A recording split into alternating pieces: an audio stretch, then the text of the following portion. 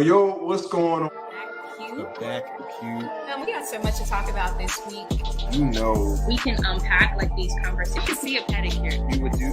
Depends on his feet. There could be more street in there. what's up? What's up, Tam? We in person? We not Back Pew Conversations. What's going on? This The Tim and Tam talk. He be doing this stuff on purpose. You here? Go ahead and click that follow, subscribe button. TikTok, Instagram, Facebook. We everywhere. Yo, we everywhere. Like literally everywhere.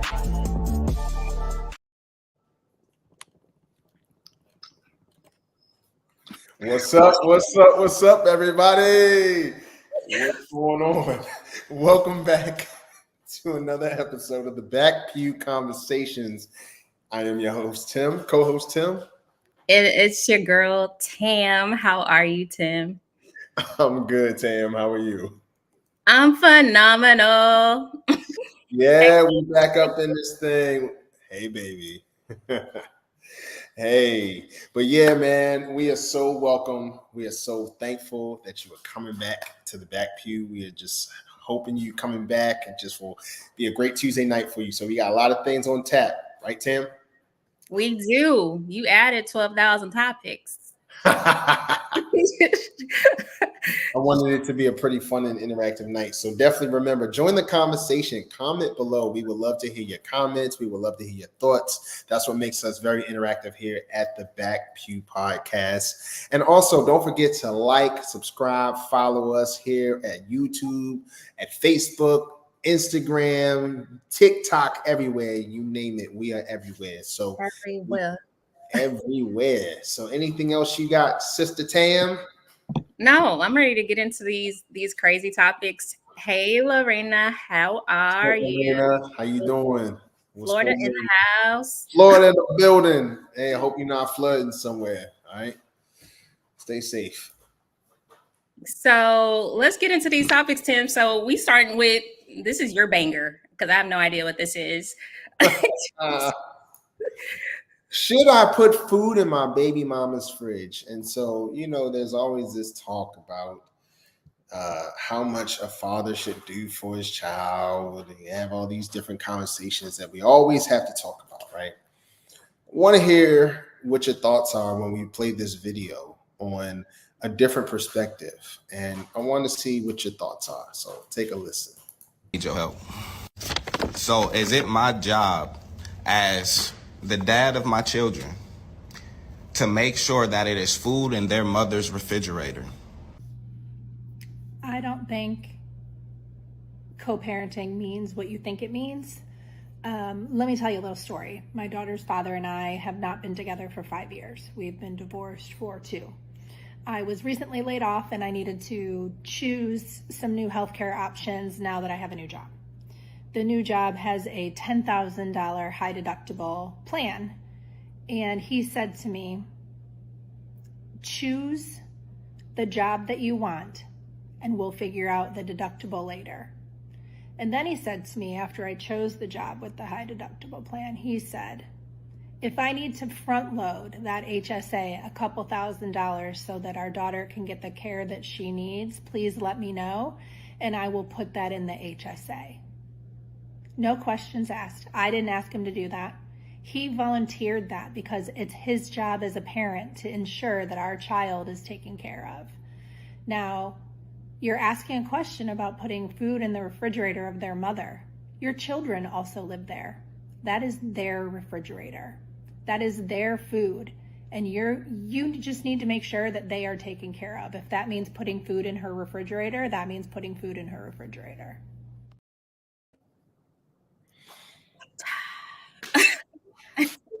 Man, mic drop, huh? Yeah. So, okay, Tim, now this is your topic. So we going to pass it to you. Should you put food in your baby mama, your ex-wife's refrigerator? Yes. It's because it's not about her. I overlook her and I think of the kids. The first thing I'm going to do is think of the kids first. Yes, she's the benefactor of it and all those things. But when you think about the benefit of the kids, here it is. We're talking about 2 different situations. You have a father questioning, should he put food in her fridge. And then you have another instance where a woman is telling how her ex-husband, how they've been divorced for 2 years, separated for 5, and she switches jobs and needs to elect a high deductible health plan where it's going to cost $10,000 to meet her deductible. That's insane for anybody, no matter how much money you make or no matter how high you climb the corporate ladder. $10,000 for a high deductible health plan is insane. Mm-hmm. And you have the ex-husband stepping up and saying, I'll contribute towards that. I'll contribute the 20% towards that to help offset the cost. He's not really looking at it as something romantically involved for his ex-wife. He's looking at it from the standpoint of what will benefit his child.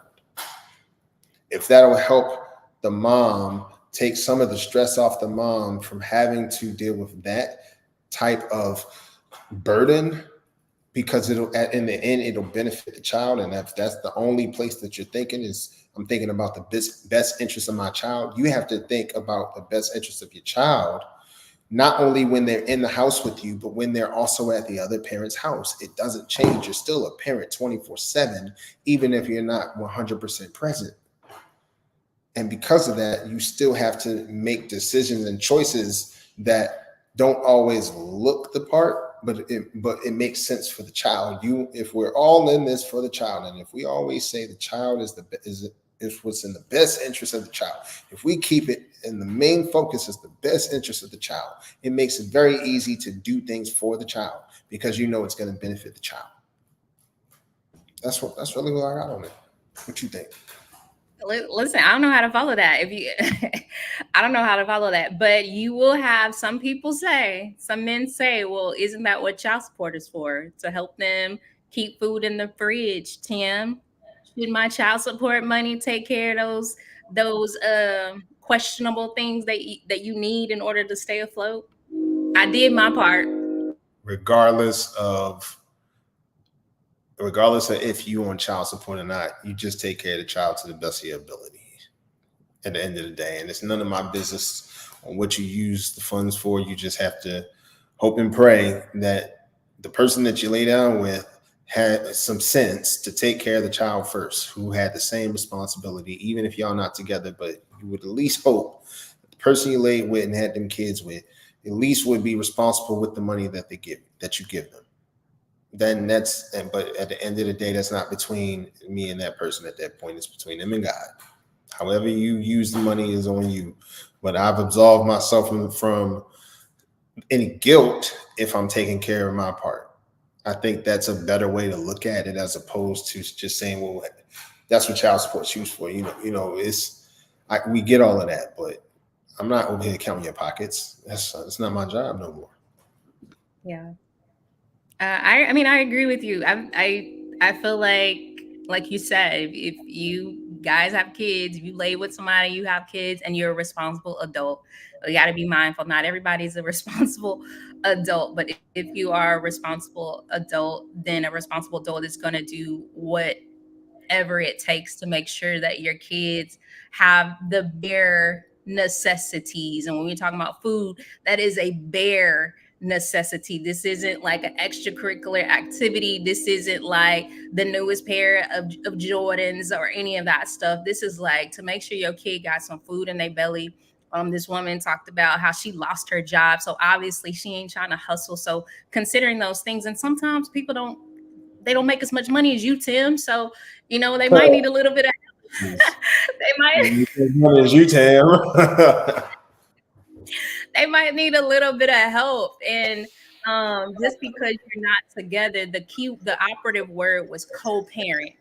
That means that there is a collaboration, there is a partnership that should be happening, whether or not you're in the home or in the home. You still should have, like you said, the mindset to keep your kids' best interest at heart and making sure that their bellies are full as a part of that. So this is an easy answer for me. Yeah. Pretty simple. Definitely pretty simple. Let's get into some of these comments we have here. Yeah. What we got as far as some comments? Let's see. Lorena says, yes, I totally agree. Take care of the kiddos. She also says, period. A real man would. Right. Oh, the illustrious Ali said, and I wouldn't have a problem with I'm it. the illustrious girl. Huh. Huh. I Kids don't didn't know. ask to, kids didn't ask to be here. If we got it, they got it. Amen. Yeah. And that should be the only appropriate like partnership response, especially if you married. Right. That, So I this don't. is true. All right, so let's get into the next topic, Tim. You said Ohio State University football players do something amazing. Yes. So the Ohio State football players did something pretty amazing. I think over the weekend, and I think it's something that should be celebrated. Something that you see that's it's rare and uncommon, but starting to be more common, and that is younger people professing their love for Jesus Christ. It's I love it. great. So take a look at this. These Ohio State football players just did something on campus that I have never seen before. A free event put on by some of the Buckeyes' biggest stars collected thousands from the Ohio State community and grew even more throughout the night. It was all about sharing their faith in Jesus, which started with everybody coming together to worship, and the energy was amazing. Each of the players went up to share their stories of how their relationship with Jesus has changed their lives and how much God loves each and every person in the crowd. Courageous attendees took a leap of faith to come up front and pray a prayer to accept Jesus as their Lord and Savior, and it only gets better. Late into the night, with everyone taking notice, person after person made the decision to get baptized, which is a public profession of their faith, and lives are going to be changed forever. I love it. What you think about that? Listen, I'm trying to think about it, but I see a whole comment. We got a whole comment. What we got, Tam? What's out here? I mean, let's rewind before we get into this topic, because Jody says, what happens when a woman is feeding dudes with that? What you put in the fridge? You're paying $500 a month for child support, keeping ends, etc., buying etc. items, and you find out that the woman is feeding a man over your kids. It's not all cut and dry. Every scenario has opposite. A man with money versus a man that's struggling. I mean, not every situation is cut and dry, absolutely. And when you speak on the man with money who probably could just have that kind of mindset, like, hey, let the chips fall where they may, compared to a man who is struggling, who works hard for every dollar that he gets and has to hold on to it. Yeah, you have to, then at some point you do have to figure out what's the best decision that you need to make. And I get that. I understand that too. But at the same time, the responsibility still needs to take place. And that's just, I mean, it's the name of the game. You just got to figure out the right way to do it. Hmm. Hmm. Hmm. Hmm. Hmm. I don't know if I want to speak. I don't know if I want to speak on that, Jody. I just honestly, it that ties into a whole nother. I know I'm stuttering, Stanley over here. Come on with it. Come on. We gotta hear this. Why do you care what she's spending the money on? Like, she got your kids. Like, if she's like wasteful with it, then I get this comment. Like, I get it. But oftentimes, like, people that be complaining about child support barely be paying anything. Honestly, let's be real. Kids are very expensive. Okay. And wait, go back. Say that again. Say it. Are very expensive. No, the part before that, you said the type of men that would go about child support. What is it again? I don't know what I said. You messed up my flow. But no, they're not really paying anything. And kids are really expensive if they live at home with you. It's easy to be a parent giving somebody a couple $100 a month and thinking, all right, they should be good and straight, when you don't have the kids 24 hours a day, providing for them 24 hours a day, every single day. And I think people that don't have their kids all the time, or the majority of the time, have like this weird concept of what it means to have a kid in the home eating all your food. and drinking all your stuff. Okay. Or wearing your clothes. Like, can we really talk about it? So, like these scenarios, when you have the kid, they are expensive.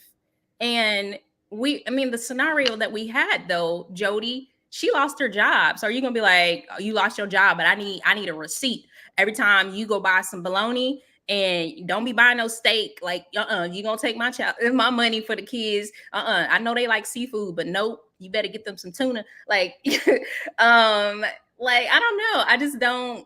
I don't like when men who have this weird concept of what it means to actually provide for a child, or women, whoever you are, no gender bias, just have this really poor concept of what it cost. Because my kids, my daughter will be 18, my son will be 16, and I tell you what, I don't even know how much I spend week over week. And we're not even talking about Uber, we're not even talking about DoorDash, we just talking about the bare minimum essentials for these kids. And we ain't even talking about how much they be trying to nickel and dime us when they go to public school for every single thing. So yeah, I don't know. This is just my personal opinion. Sorry, I went on a tangent. But yeah, it is, to your point though, Jody, a case by case scenario. You know, if you with somebody that is wasteful with your money, and I blame you more than them, because you knew what she was before you had kids. But that's just me. Oh, but did he know? Who? Would he, if that was the case? As much as men be blaming women about like picking wrong, and you knew what kind of dude this was, as much as men be doing that to women, like at some point we all got to sit at this table of accountability and just be accountable. Like, you knew there were telltale signs. We all know, like, we might overlook some things hoping it's not what it is, but there are always indicators, right? And if you have multiple kids, that means you saw the signs on the first kid. That's true. That's a good point. All right. Okay. We have another couple of comments. That was beautiful. I think. Okay, we're gonna go back. Now we gotta segue, Jody, because we gotta get back to the Jesus stuff. Right. Okay, so we got to get back to the Ohio State players. So yeah, just from seeing that video, what did that do for you? Listen, I'm sorry. I saw Allie's last comment. Threw me off again. Threw me off. Take the kids with you if you feel that way. Yeah, I agree. Anyways, no, at the university, I think it was beautiful. You know, when we talk about universities, guess who's there? Everybody from around the world. When you go to college, it's a melting pot of people. And I love to see that, because you know what the Bible says in the last days, everybody is going to have the ability to get to know who Christ is. And to see that happening on this video, Tim, it was beautiful to watch. But not only what was beautiful about it is that it was the youth. Remember, we were just talking about like the youth last week and how we were like, I don't know, this next generation.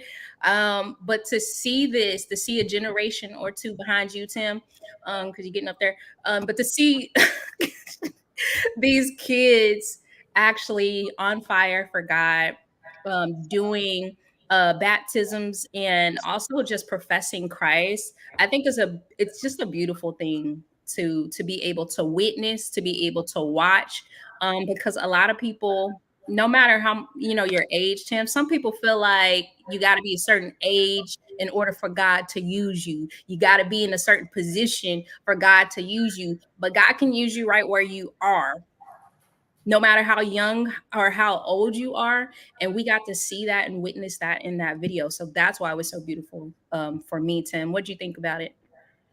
I thought it was absolutely amazing to see. As I was saying earlier, it just seems like you're seeing more younger people profess their love of God in a way that we have never seen. Growing up when I was a kid, it was okay to profess the word of God in church, but then to go out of church, you would feel that shame and persecution to some degree when you would go to school, if you're in high school, if you go to college, because society wants you to go towards their norm and their culture, but we have to be a peculiar people, which is very difficult to do when you're trying to fit it. Yeah. but to see them stick out and to really bring different people together, all races, ages, from all sorts of places in the world, all different places in the world. It was a beautiful thing to witness, but it just also goes to show how real God is, especially when you could be a young person and can easily profess that love of Christ. So I think it was dope. Yeah, love to see it. Want to see more of it. Yeah, I want to see more of it, Tim. Absolutely. All right, so don't forget, join the conversation. Comment below. We love to know some of your thoughts as we're going through these topics. So definitely comment below. Make sure that if you are watching live, go ahead and throw an L at the comments. If you are watching from the replay, just drop an R in the replay. And also let us know where you are watching from. We have Lorena. She is coming from Florida. I am coming from Dallas. We have Tam, who is coming from the H-Town, you know what I'm saying, Houston. So she's down there. And so, yeah, we definitely would love to know where you're watching from. So we're gonna keep this thing going. So what's next, Tam? So next we're going to talk about the judge getting sued for putting the girl in handcuffs. So let's get into it, guys. If you haven't been under a rock, this actually went viral, I think like last week, Tim. So a teenage girl was overly tired, but she was visiting the courthouse for one of their law sessions to actually learn about like how court is ran, how lawyers perform, like all of those things. But she was in there taking a nap. Now, rather than the judge just saying, girl, get up, he took it one step further and actually told her to disrobe and change into a jail jumpsuit and sit alone. Okay. And in addition to that, he had ordered her back into the courtroom where she wore the handcuffs and made her plea for leniency in front of her peers. Now, a lot of people were frustrated around what was going on. And of course, because it went viral, King, the judge that you see here, he's now being sued. He was also removed from his docket in order to undergo mandatory training. Now, a lot of people are saying with this lawsuit that they can get a little bit of money. And one of the things that was why the young girl was so tired, the mom was saying or crying and pleading on the news station that they don't have a home. They're homeless. So she was so tired because they have to go from pillow to post to try to find somewhere to sleep. The young girl has been able to sleep due to those circumstances. But with this lawsuit, they potentially could actually go buy a home. Tim, what do you think about the situation? I think it's despicable on how he treated that lady, 100%. I think he could have definitely could have just said, hey, get up. You know, He could have done something differently, but he humiliated that lady, humiliated her. He shouldn't have humiliated her he shouldn't have done all of that stuff. And then to make her beg for leniency in front of her peers. Like, you taking it a step farther now at this point, sir. You really trying to humiliate this black young lady. You know what I'm saying? At this point, you really trying to show that you was one of the house, you know what? You was, you know what I'm saying? You get a little bit of power. I ain't saying words, but that's what he comes off as, like an Uncle Tom kind of dude. And so I don't like how he handled the situation at all. I think it was very disrespectful. And so for him to be removed from his docket, I think it was 100% necessary. Mm-hmm. What do you think? I agree. Hold on, let's get into some of these comments. So Chris, welcome to the conversation. Welcome to the back. Chris. Chris is wow. Okay. And then Allie says he went way too far. Just unnecessary. This is sad. I pray they get their home, car, and additional stability. I hope so too. That's a very good point. I mean, I agree. I'm going to correct you on something because you said Uncle Tom. You really meant Sambo, but it's okay. Oh, yeah. I'm sorry. It's all right because I don't want no comments. All right. So I completely agree with what you said though, Tim. Like, I do feel like he could have just woke this young lady up. He could have pulled her to the side, pulled her in the office and said, "Young lady, why you sleep in my courtroom?" But I feel like a lot of people in power, it doesn't matter if you're men, women do it too. And especially if you're black folks in power, sometimes it's like 60-40 and 60 is leaning on the worst way. When they get a little bit of authority. And I feel like that's what we're witnessing, a black man in authority that is not using it wisely. I was watching a video of a Caucasian brother who actually actually was sweet as sugar. He was sweet as sugar. He was asking all kinds of questions for people in his courtroom, trying to understand why are you really here? What happened? Like, why are we so hard on each other that way? And I think you talked about this a while back. Like, Tim, you were like, why we always talking about each other? Why we always hating on each other? Why we always like, I don't understand it. And what we see right now is like we be the hardest on our own folks, even though we know our plights and our struggles. Why are we so hard on each other? Why we can't just pull? And especially because he was a man and he's dominating. I mean, she was a young lady. She's 15 years old. Let's consider that she was only 15 years old, and this is how you were treating her. Yeah, I don't like it. I agree with what you said.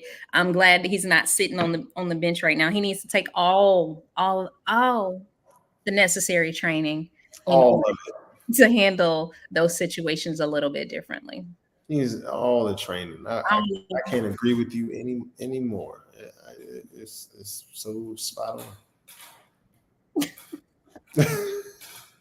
Spot on, sister. Roger that. All right, Tim, you ready to get into the next topic? Say yeah. No, I'm just kidding. Yeah. All right, so let's get into this next topic. It's a very serious topic. It's an unfortunate situation happening with a young lady from, I believe, New York, who went to go get a BBL but did not make it home, Tim. She didn't make it home to her kids. Very unfortunate. So Kadel Brown, 38 years old.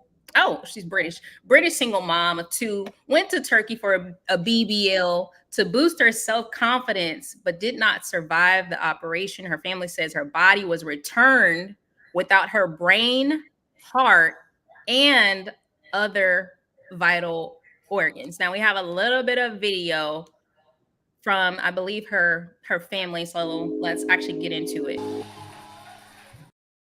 Oh, that ain't it, Tim. That ain't it. like the church video. Anyways, all right. So no video, but let's get into it, Tim. So BBLs in this day and age are running rampant. So I want to be mindful that they're somewhat normalized. But the fact that she went to Turkey to get this done and did not make it home, that's where we have a little bit of pause. So what are your thoughts on this? I just think it's just so dangerous when you put, when you get under the knife like that and really don't know, the side effects. You don't know what may happen to you. And these BBLs, all of that stuff is just getting out of control.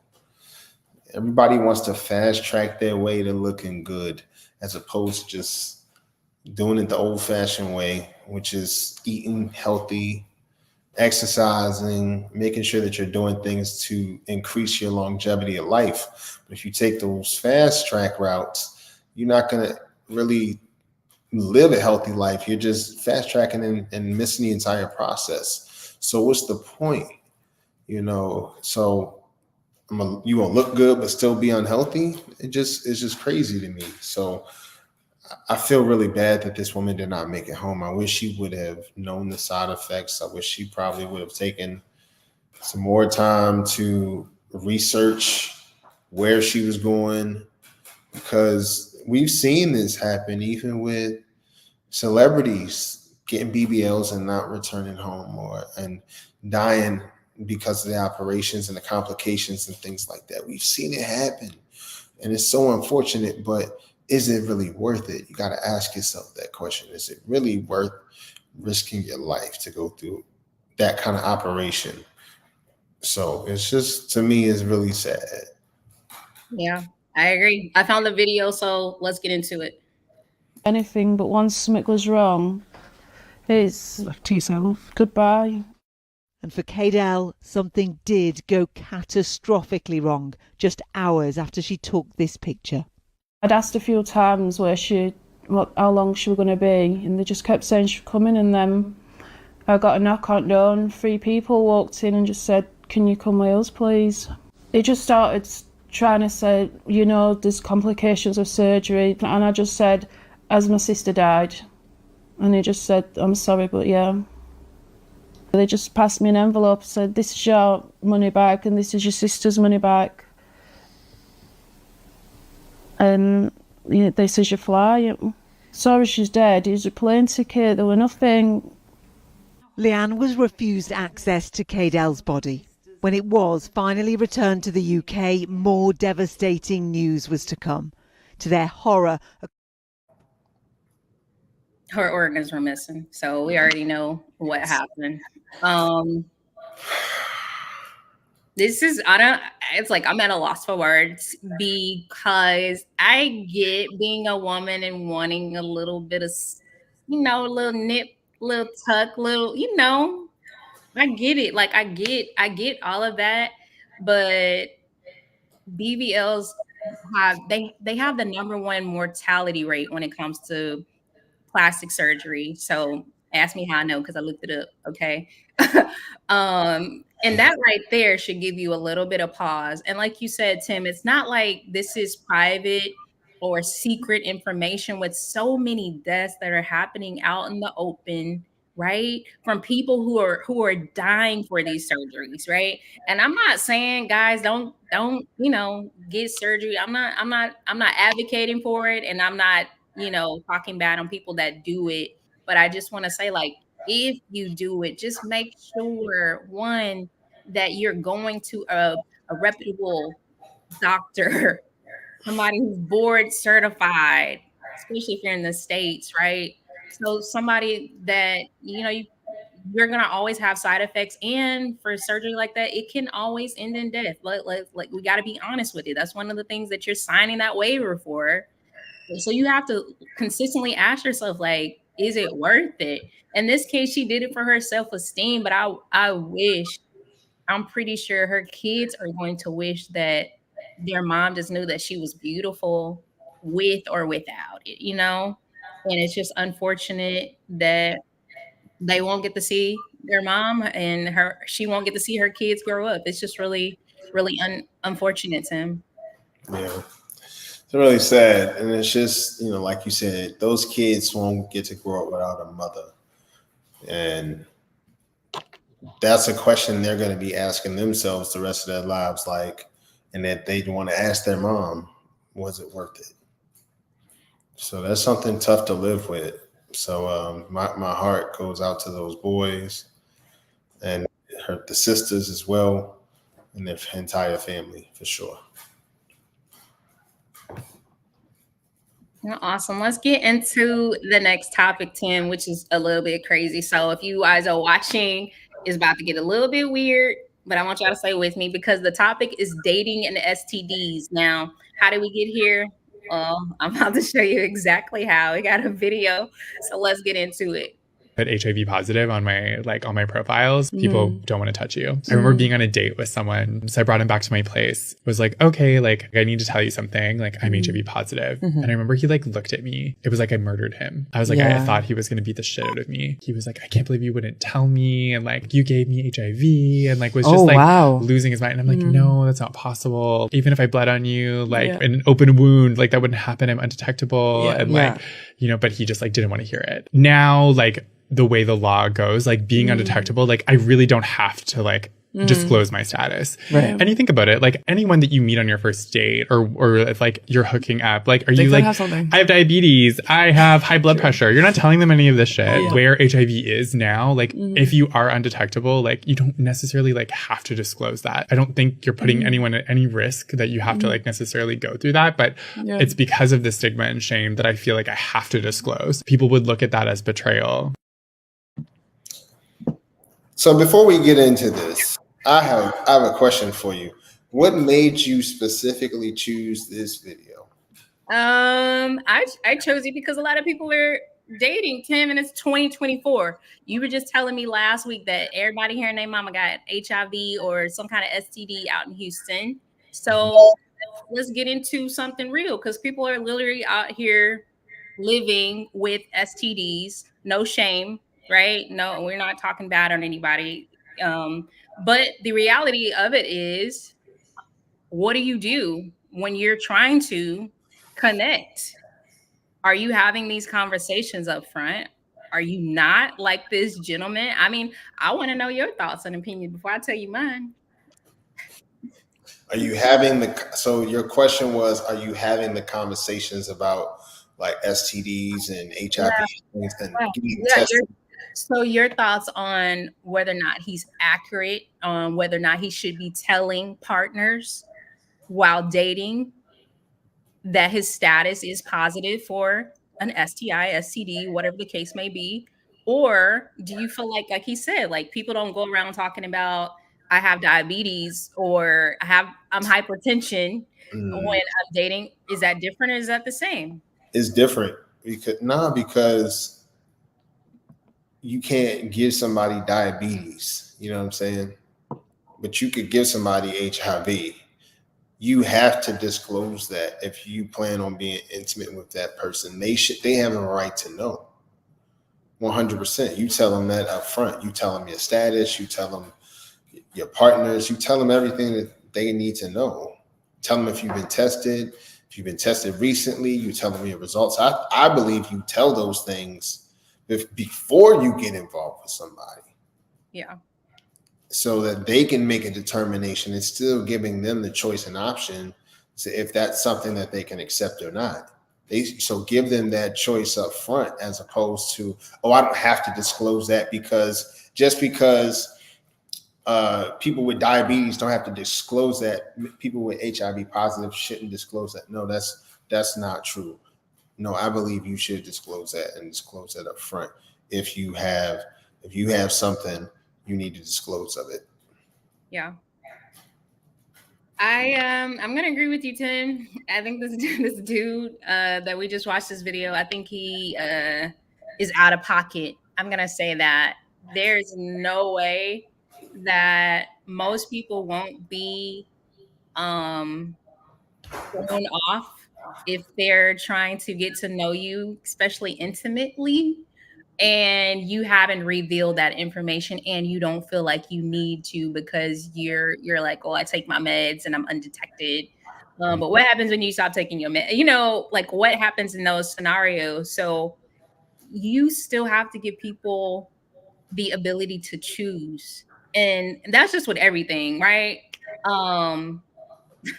You got to give people the ability to choose whether or not they want to be in a relationship with you. And it don't always have to be STDs or STIs. It just could be you just showing up as yourself, not your representative. Like, you need to be honest and upfront with who you are when you're connecting with people. And especially if you're trying to connect with them long term, you're dating to marry, like all of those things. It's better to be upfront and have somebody love you for who you are or who you present yourself to be, than to be in this relationship being false because you haven't showed them your true self or your full self.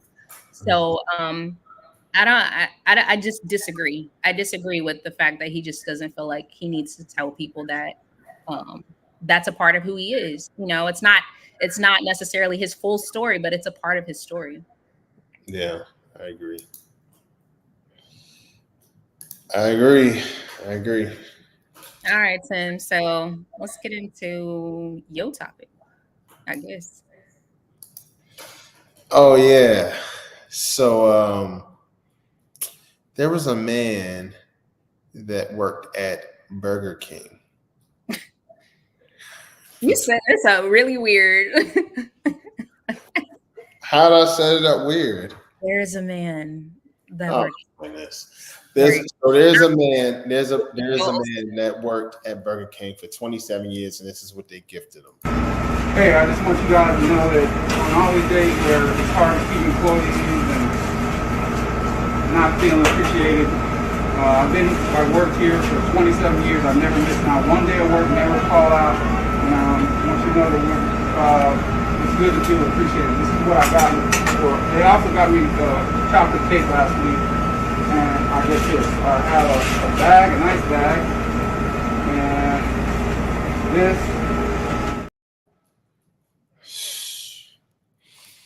Okay. Yo, if you worked somewhere for 27 years and they gave you a goodie bag, would you be cool with that? Honestly, is the pay good? I don't want to hear that, man. I don't want to hear that. Annually? He was Salesforce for 26 years and they come at you with a goodie bag, some Reese's Pieces, and a pen. You are not going to just say, "Oh, listen, you paying me good. You ain't got to worry about me. You ain't got to worry." You're going to take that same pen and try to stab your CEO. I don't want to hear that. Annually.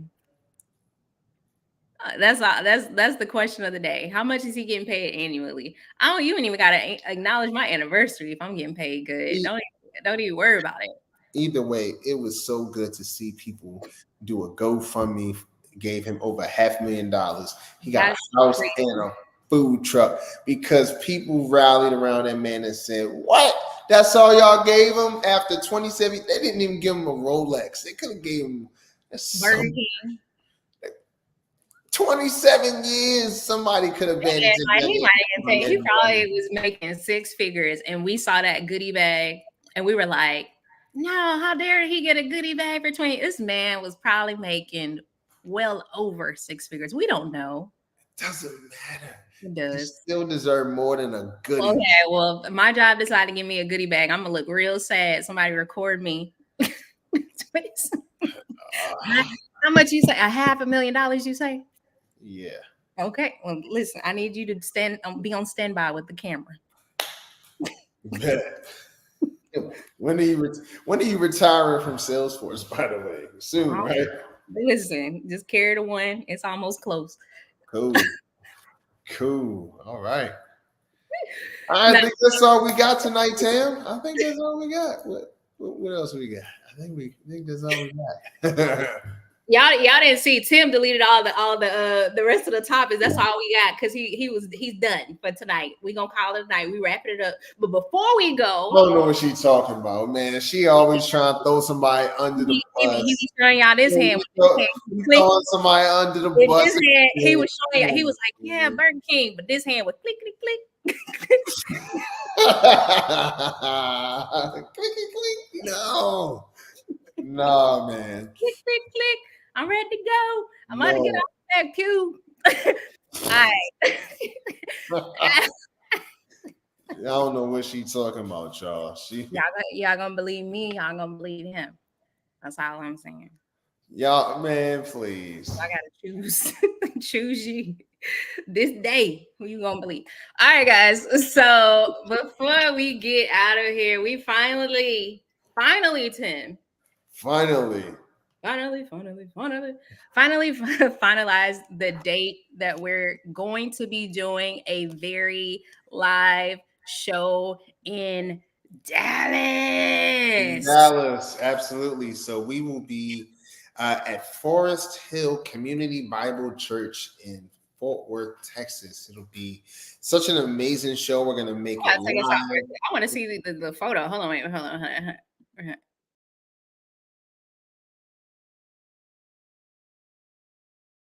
So yeah, we're gonna be in Fort Worth on Saturday, September the 28th. The doors will open at 7 p.m., but it will begin at 7:30. It'll be a fun, live, interactive discussion with myself, with Tam, also with the pastor and first lady of the church, Pastor Trelon and Chantel Hogan. They are absolutely amazing, and so we thank y'all for allowing us to use the space for such an amazing opportunity and amazing podcast discussion. Tam, what you got to finish off with? Yeah. So guys, if you're interested in RSVPing for the event, if you're going to be in Dallas, or if you're coming to Dallas on that weekend, we would love to see you. Right now, we are doing early bird tickets. That means tickets are completely free. Right now, they will be free until September the 15th. So go ahead and register now. We are on Eventbrite, so we're looking forward to seeing you there, guys. If you're newly watching, you already know what to do. Go ahead and click like if you hadn't already clicked it. Go ahead and click subscribe and follow. We appreciate you guys for rocking with us another Tuesday night. Sam, are we doing recap tonight? I just feel like you gotta like Sandman me on Apollo, and that we just of course we're doing I just feel like there's Back Pew, and I need to go. I'm here at the Back Pew. We always do final thoughts for y'all. Oh, okay. That's just how we highlight everything. And so, Tam, kick it off with your final thoughts, Miss Lady. I'm gonna kick it off with: should you put food in your baby mama? I hate that term. It's just like so weird. Fridge. And the consensus was yes, except for we had one comment. I don't know. Jody was like, but should you put food in this? Yes. Put yes. Kids are hungry. Put food in the fridge. Not that hard. Ohio State University football players, they did something amazing. They were outside worshiping God. People were giving their life to Christ. It was amazing to see. And the first time I saw it, Tim, people were like, okay, this happened. And it didn't go viral. Ain't nobody talking about it. So I'm finally glad it did go viral. I'm finally glad people are actually talking about it. We talk about everything else. Why wouldn't we talk about something as amazing as somebody giving their life to Christ? So that was amazing to see. The judge gets sued for putting the young girl in the handcuffs. I'm just glad it wasn't my child, Tim. I can't. It would have been bad. What I would have done, would have seen me on the news like, that Tim, my cousin? Yes, it is. It's his eye. All right. So the unfortunate BBL, guys, if you're going to get these surgeries, preferably get it in your country. Okay. Preferably. People are like, we don't want to believe people are out here on the black market harvesting your organs, but they are. Okay. And to them, your organs are worth more than your life, even though that's not true. But to them, you got to consider that people don't value you the way you value you. And you might have went in there for a BBL, but they in there trying to get your heart or something. I don't know. Y'all just got to be careful. All right. Dating and STDs, do you tell? Abso-freaking-lutely. Why is it like, sir? I am there. Listen, and it ain't just like people that are part of the community that got to have these conversations. It's straight folks too. If you know you got something, you need to talk about it. Okay. All right. Okay. We're going to move on because I get too deep with that. The man gets gifted with what after 27 years? He got gifted with $500,000 is what he got gifted with. Tim tried to make it seem like that goodie bag was all he got. Okay. And I'm not hating. I'm just preparing for my goodie bag and Tim holding the camera so I can get mine. Amen. All right. That's all I got, Tim. What you got?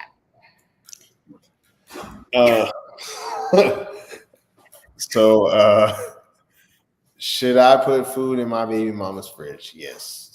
Just don't pay attention to where it's going. Just do it for your child. And that's all that matters. Just show it for your kids. Ohio State football players did something absolutely amazing, worshiping God. It's amazing to see an epidemic of younger kids worshiping God. It's a great thing to see. The judge gets sued for putting the young 15-year-old girl in handcuffs. Very degrading, very disrespectful. He's getting what's coming to him. And if it was my daughter, it'd take everything in me.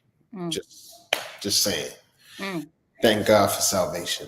Unfortunate BBL situation. Very unfortunate. The lady lost her life. As Tam said, as a woman, make the best decisions for you, but hopefully do it with your own state or your own country, so that you could at least know that the chances of risk are probably a lot safer. That way, you have some type of insurance backed up in some of these surgeries, of course.